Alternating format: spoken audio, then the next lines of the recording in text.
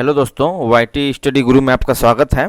GK के 500 महत्वपूर्ण प्रश्न हम आपको कंप्लीट कराने वाले हैं, जो कि हर बार यह आते हैं और हमारा यह उद्देश्य है जीके के 500 प्रश्न में 500 प्रश्न आपको याद होने चाहिए। यह बिल्कुल आपको आना चाहिए। ऐसा नहीं कि इसमें से आपको 100, 250 या 200, 300 याद है, बाकी एग्जाम टाइम देख लेंगे, ऐसा नहीं चलेगा। यहाँ से 500 प्रश्न आपको याद होने चाहिए। यह पार्ट 1 है, इसमें आपको 50 प्रश्न पूरे करवा दूंगा, आपको पता भी नहीं चलेगा। यह वीडियो आपके लिए बहुत ही मेहनत से बनाए हैं। आप यह वीडियो को जरूर शेयर करें और हमारे चैनल को सब्सक्राइब कर दें।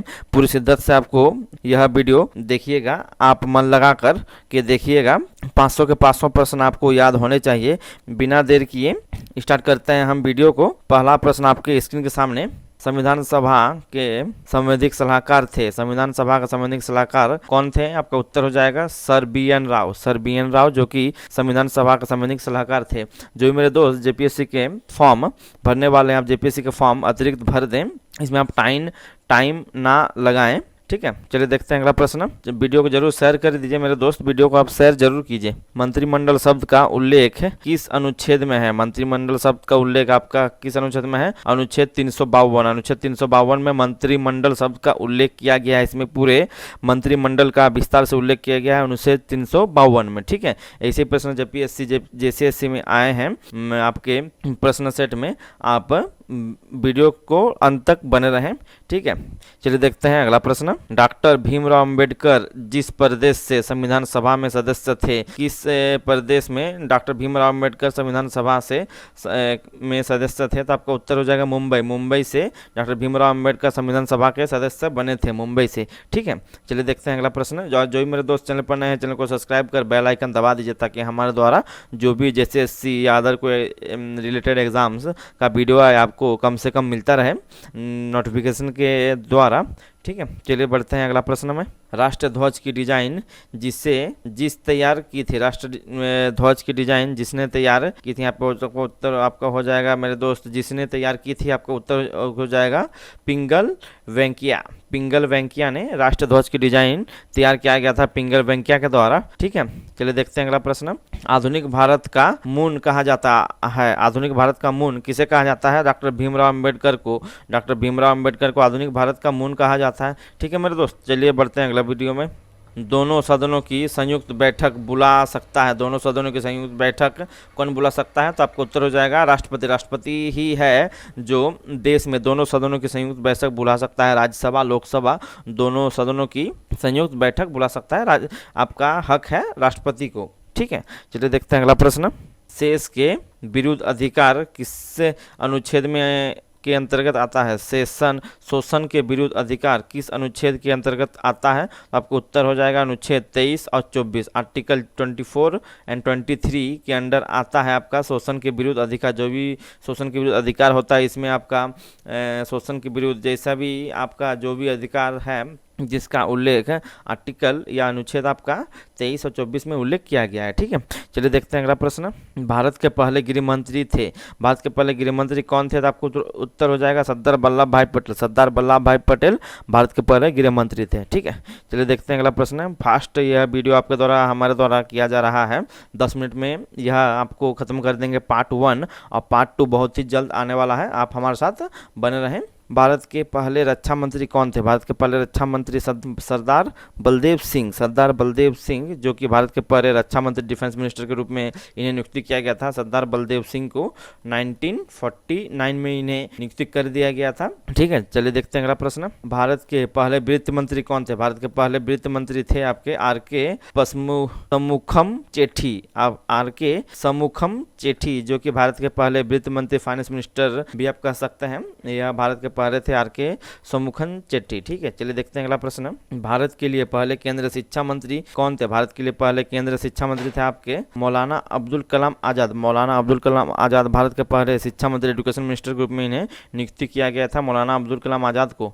ठीक है, चलिए देखते हैं अगला प्रश्न। मौलिक अधिकार जिस देश के संविधान से लिए गए हैं, मौलिक अधिकार किस देश के संविधान से लिए गए हैं? बहुत ही बेसिक सा प्रश्न है, आप कमेंट में आंसर कमेंट कर दीजिएगा। आपको उत्तर हो जाएगा अमेरिका। अमेरिका जिससे मौलिक अधिकार लिया गया था।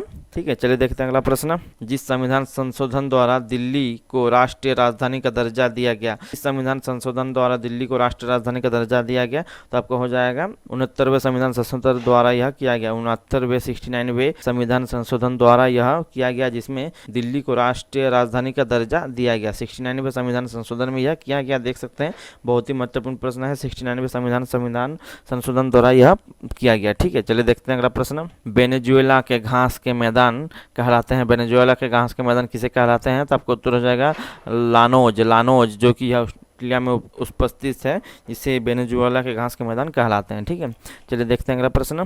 ब्रह्मपुत्र नदी का उद्गम हुआ, ब्रह्मपुत्र नदी का उद्गम कहाँ से हुआ, आपका तिब्बत में कैलाश पर्वत से। ये एक्चुअली तिब्बत में कैलाश पर्वत से ब्रह्मपुत्र नदी का उद्गम हुआ। ऐसे ही प्रश्न आपको गलत आप कर दीजिएगा, कैलाश पर्वत खाली इसमें रहता है, किसमें आपका तिब्बत भी लिखा रहता है, तो तिब्बत में कैलाश पर्वत से ब्रह्मपुत्र नदी का उद्गम हुआ। ठीक है, चलिए देखते हैं अगला प्रश्न। भारत का राज्य सबसे अधिक जिस राज्यों की सीमाओं से स्पर्श करता है, सबसे अधिक भारत के राज्य जो किस सीमाओं को स्पर्श करता है, भारत के राज्य सबसे अधिक जिस सीमाओं को स्पर्श करता है, तब को हो जाएगा उत्तर प्रदेश। उत्तर प्रदेश जो कि सबसे बड़ा राज्य होने के कारण यह सबसे ज़्यादा सीमाओं से अपने राज्य का सीमा स्पर्श करता है, और आपका यह सबसे बड़ा राज्य होने के कारण यह होता है। ठीक है, चलिए देखते हैं अगला प्रश्न। इडुक्की जल विद्युत परियोजना जिस राज्य में स्थित है, किस राज्य में यह स्थित है, तो आपको तो हो जाएगा केरल राज्य में यह स्थित है। केरल राज्य के आपका तिरुवनंतपुरम, केरल के राज्य का राजधानी को हो जाएगा तिरुवनंतपुरम।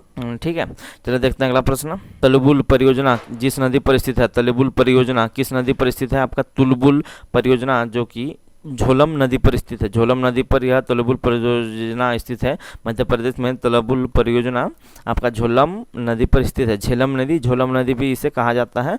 झोलम नदी आप जो लिख सकते हैं, यहाँ पर यह तुलबुल परियोजना नदी पर स्थित है। ठीक है, चलिए देखते हैं अगला प्रश्न। दक्षिण मध्य रेलवे का मुख्यालय कहाँ है, दक्षिण मध्य रेलवे का आपका मुख्यालय हो जाएगा सिकंदराबाद में है दक्षिण मध्य रेलवे का मुख्यालय, जो कि साउथ में पड़ता है।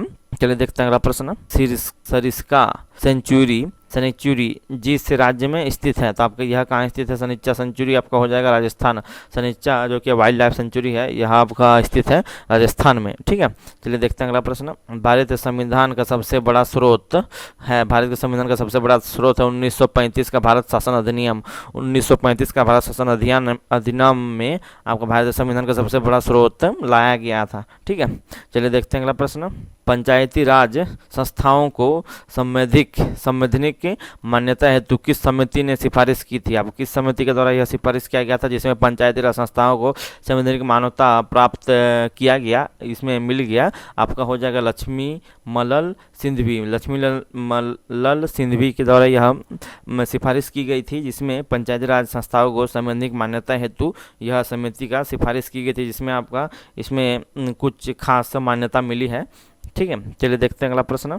1935 का अधिनियम को दस्ता का अधिकार पत्र कहा। 1935 का अधिनियम को दस्ता का अधिकार पत्र किसने कहा, किसको द्वारा यह किया गया, तो आपको उत्तर हो जाएगा पंडित जवाहरलाल नेहरू के द्वारा यह 1935 का अधिनियम को दस्ता का अधिकार पत्र कहा गया था। ठीक है, चलिए देखते हैं अगला प्रश्न।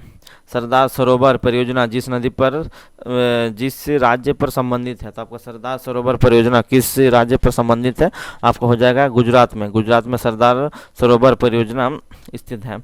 ठीक है, चलिए देखते हैं अगला प्रश्न। नील नदी के किनारे जिस सभ्यता का विकास हुआ, नील नदी के किनारे किस सभ्यता का विकास हुआ, आपका उत्तर हो जाएगा मिस्र सभ्यता पर नील नदी के किनारे यह सभ्यता का आपका विकास हुआ, आपका संगठन का मतलब गठित किया गया। ठीक है, चलिए देखते हैं अगला प्रश्न। खैबर दर्रा डैश में स्थित है, तो यह कहाँ पे स्थित है, अफगानिस्तान और पाकिस्तान के बीच खैबर दर्रा स्थित है, अफगानिस्तान और पाकिस्तान के बीच यह स्थित है। आप देख सकते हैं यह क्वेश्चन काफ़ी बार आपका